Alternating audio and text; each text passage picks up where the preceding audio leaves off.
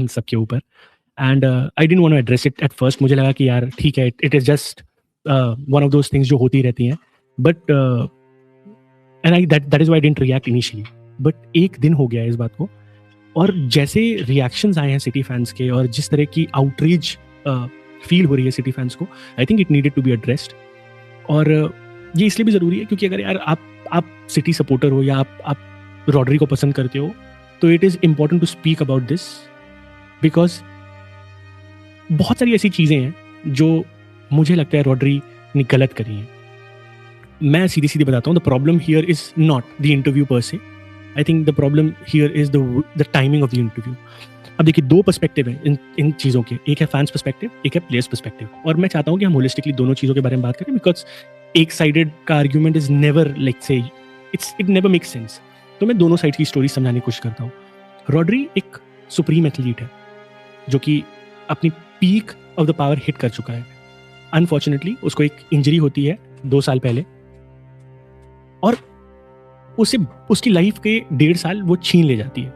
वो आता है, वो वापस कम बैक करने की कोशिश करता है, but he is not at that level.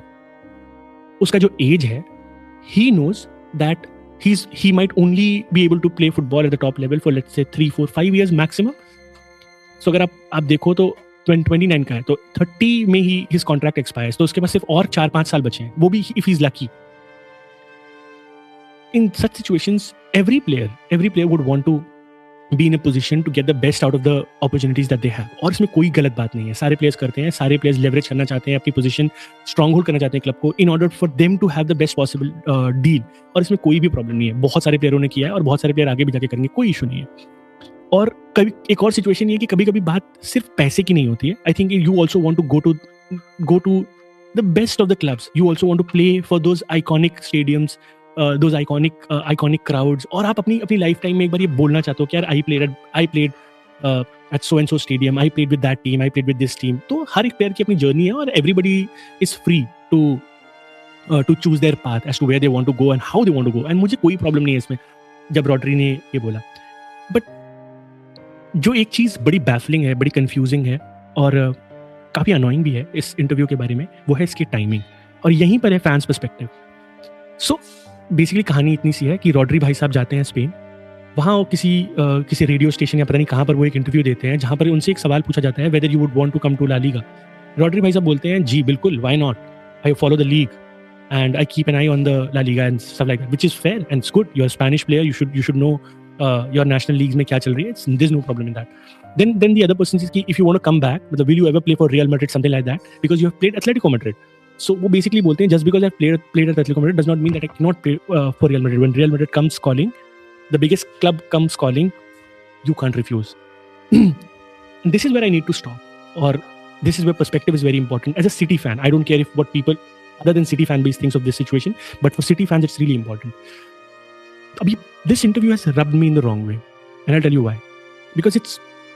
Because with Rodri, the one thing that we all have loved and appreciated is how straight and honest he is.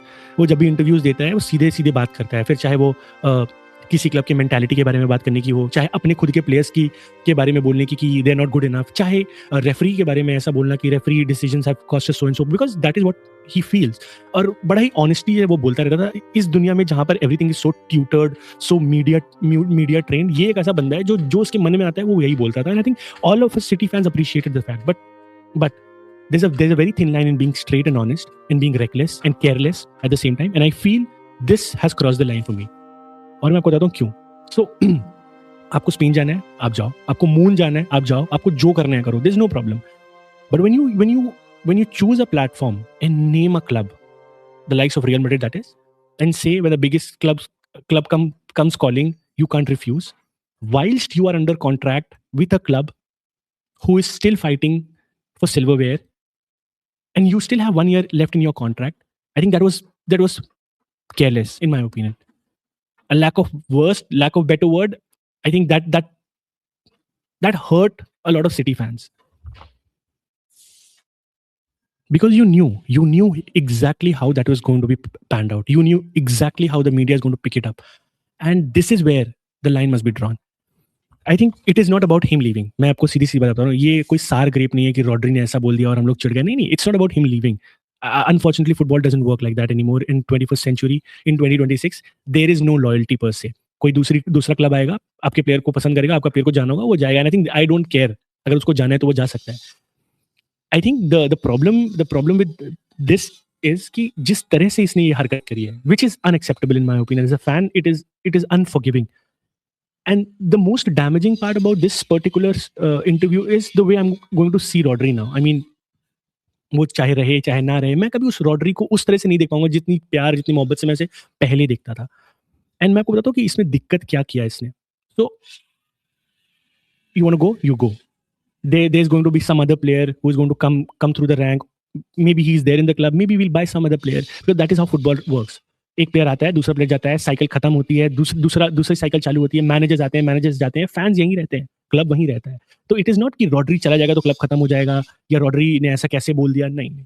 Problem यहाँ पर यह है कि आपने ओपनली आकर के एक ऐसी चीज बोली जो सिटी फैंस को बहुत ज्यादा चुभी है. वो ये है कि जब रियल मैड्रिड मुझे लेने आएगी तो मैं मना नहीं कर पाऊंगा. भाई तभी ये वही रियल मैड्रिड है जिन्होंने आपकी सबसे बड़े और सबसे इंपॉर्टेंट दिन बैलन डोर की सेरेमनी में आपको बॉयकॉट कर दिया था, because they themselves believed that you were not a worthy winner. Since that very day the entire fan base has been dragged into a war with Real Madrid fans.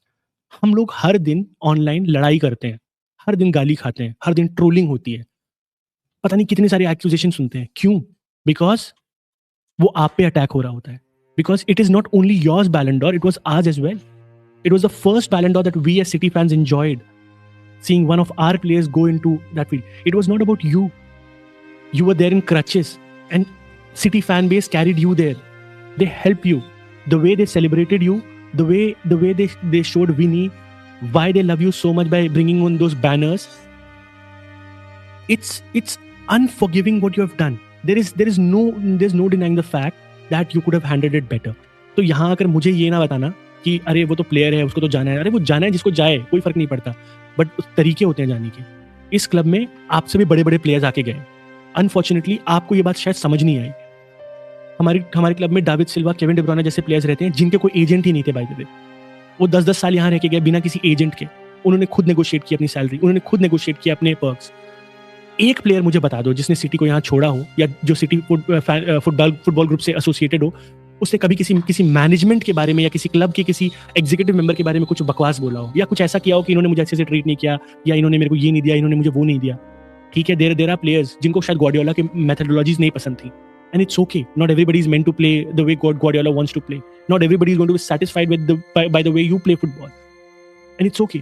But आप, मतलब you were the shining beacon. आप वो थे हमारे लिए.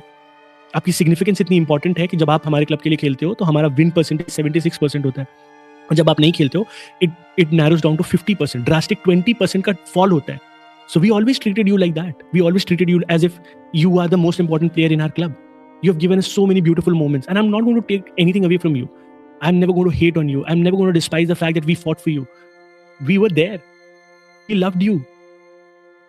But the way you have behaved, the way you have handled these situations, just tells me that maybe you are not meant to be. Maybe you're not meant to be. आपको Madrid जाना है, Madrid जाओ. आपको Barcelona जाना है, Barcelona. आपको PSG जाना है, आपको जहां जाना है जाओ यार. कोई फर्क नहीं पड़ता, कोई फर्क नहीं पड़ता. बड़े बड़े प्लेयर आए, बड़े बड़े प्लेयर गए, कईयों ने रिजेक्ट किया, कई आकर यहाँ सेटल नहीं हो पाए. हमें कोई प्रॉब्लम नहीं है, मुझे कोई प्रॉब्लम नहीं है, फैन बेस को कोई प्रॉब्लम नहीं होती. लेकिन एक तरीका होता है चीजों को डील करने का. आप ये इसको बहुत डिस्क्रीट वे में डील कर सकते थे. By the way, you are one of the leaders of our club. वो कैप्टनसी, जो 5 कैप्टनसियों का एक ग्रुप है, उसका आप एक पार्ट हो.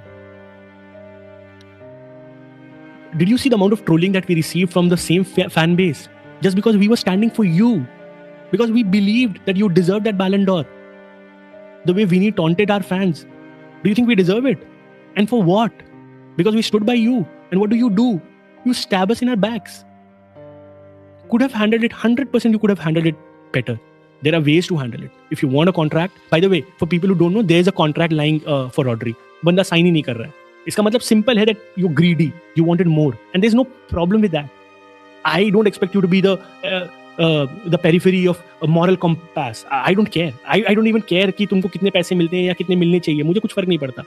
बट जिस तरह से तुमने बिहेव किया है ना, उससे एक बात जरूर साबित हो गई है, और मुझे समझ में आ गई personally how Liverpool fans must have felt seeing their star boy Trent do what they did. मतलब ये आपको अंदर से तोड़ देता है, ये आपको जलील करता है इस डिजिटल एज में, जहां पर आप अपनी छाती चौड़ी करके ये बोलते हो कि हमारी टीम में रॉड्री है। जब आप पे सवाल उठते हैं, हमें फील होता है कि हम पे सवाल उठ रहे हैं और हम जवाब देते हैं, और जब हमारा वो प्लेयर जिसके लिए हम खड़े हैं वो हमारी पीठ पे ऐसे छोरा भूखे, nobody would appreciate it. But this is football, this is how it is, and I think I don't want to say, ऐसा कुछ नहीं बोलना चाहता जो मैं शायद ना मीन करूं, लेकिन एक चीज जरूर है, एक चीज बड़ी सर्टेन है इस एपिसोड के बाद से, कि चाहे तुम यहां रहो चाहे तुम यहां ना रहो, I am never going to defend you. Good bye.